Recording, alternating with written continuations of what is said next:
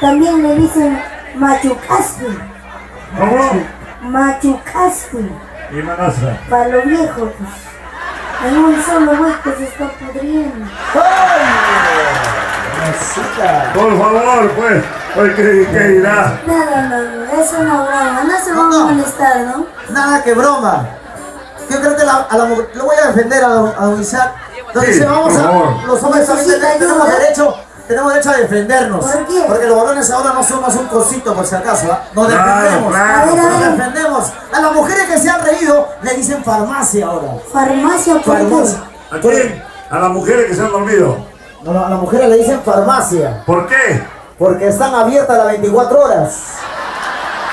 No, solamente. Ahora abren 8 horas más. 8 horas más. Ahora, a ver. Vamos, Rosita. ¿Sí o no?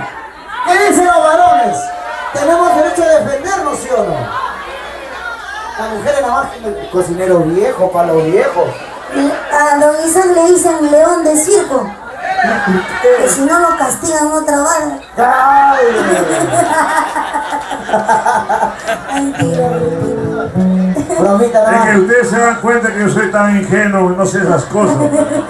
Don Isaac, Rosita ha venido preparada para sacar la mugre, guaycona.